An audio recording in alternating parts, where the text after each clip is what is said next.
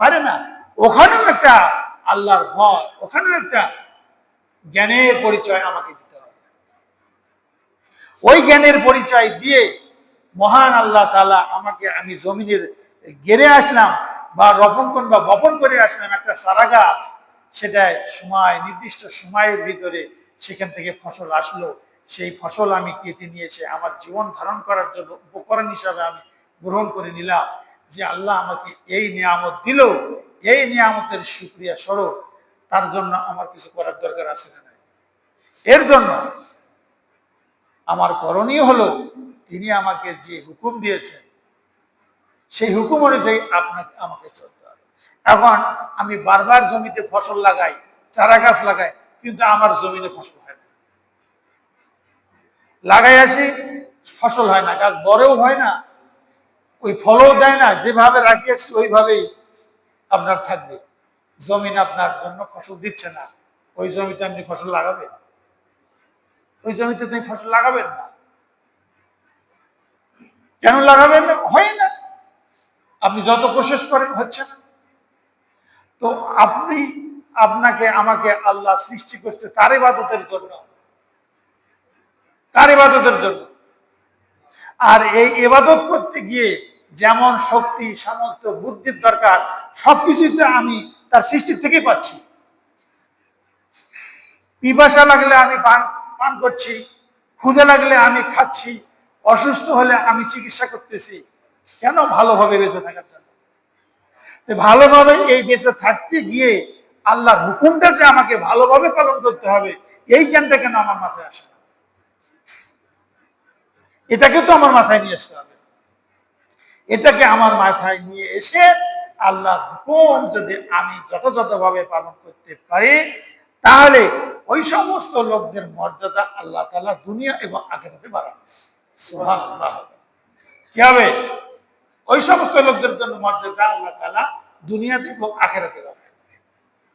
যারা শুধু পৃথিবী থেকে ভোগ করার জন্য এসেছে,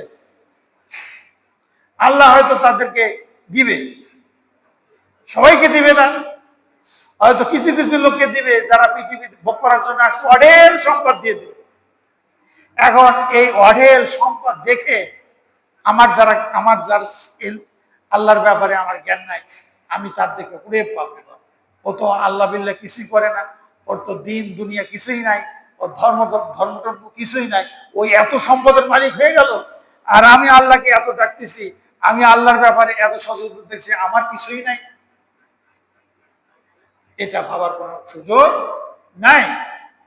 আল্লাহ আমাকে সম্পদ দিয়েও আমাকে পরীক্ষা করবে, না দিয়েও আমাকে পরীক্ষা করবে।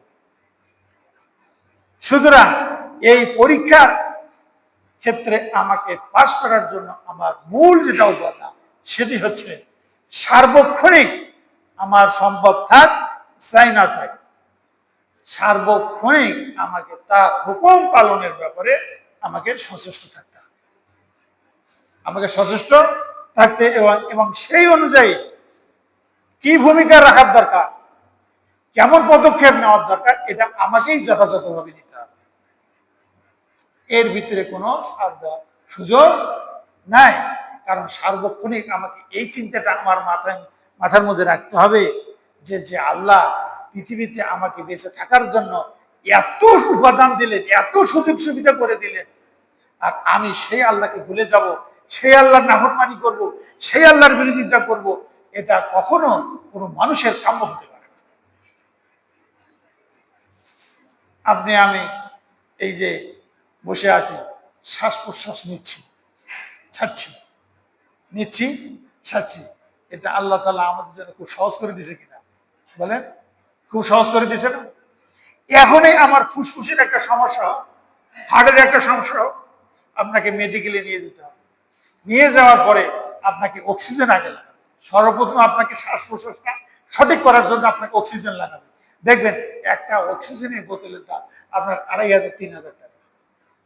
হ্যাঁ, 2500 3000 টাকা। কয়দিন চলবে? কয় ঘন্টা চলবে? সর্বোচ্চ